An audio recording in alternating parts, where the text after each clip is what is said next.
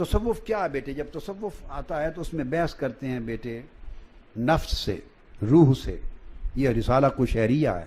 توبہ، مجاہدہ، خلوت، تقوی، یہ قشیریہ کے مضامین بتا رہا کہ تصوف کیا ہے.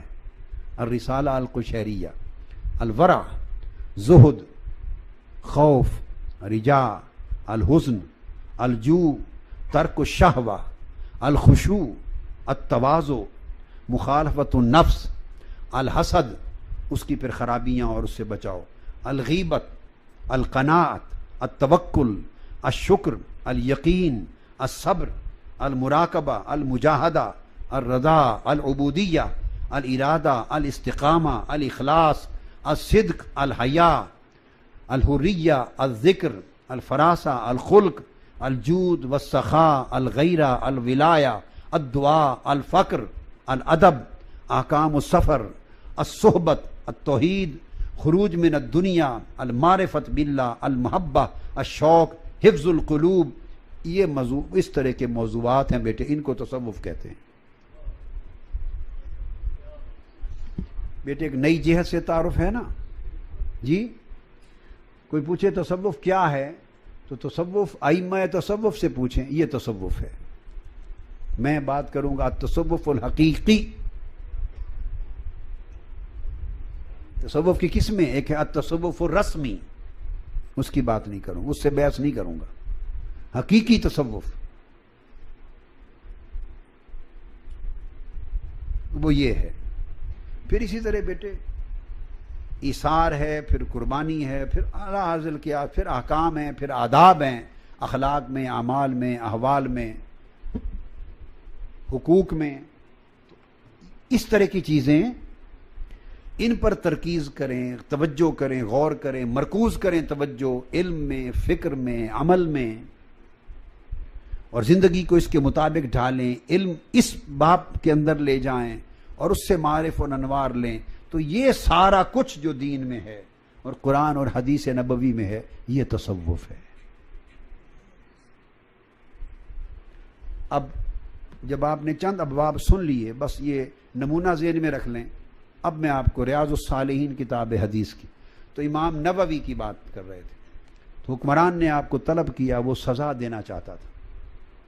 اس کا خیال تھا بھی کوئی کیس جھوٹا آپ پر بنا کر تہمت لگا کے شہادتیں کروں، بیان لوں، سٹیٹمنٹ دوں اور بالآخر پورے دربار میں سزا دے دوں اور لائف امپریزنمنٹ، قید کر دوں، پھینک دوں، تو ختم کر.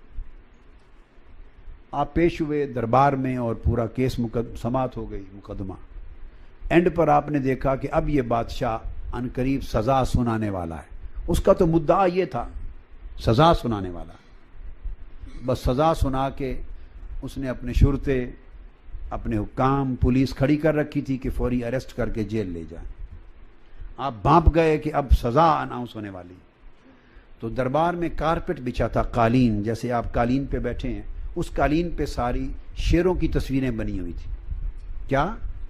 شیر، لائنز، ٹائیگرز، ان کی تصویریں بنی ہوئی تھی. جب آپ نے دیکھا کہ اعلان کرنے والا ہے سزا کا، امام نووی جلال میں آ کے زور سے قدم مارا کارپٹ پر. سارے شیر، تصویریں زندہ شیر بن کے کھڑے ہو گئے. حکم دیا کہ زندہ ہو جاؤ. احیاء موتا تو اور چیز ہے.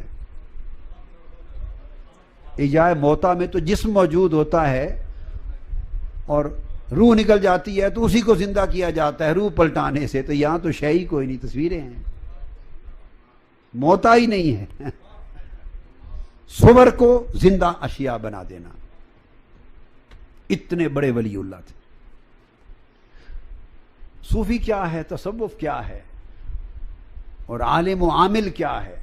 عالم اعمال کی اصلاح کی بات کرتا ہے، صوفی کہتا ہے اعمال سے پہلے نیت کی اصلاح ہو جائے. بس اتنا فرق ہے. تصوف اور شریعت میں اور علم ظاہر میں کوئی تباین، مخالفت، تضاد اور دوری نہیں ہے.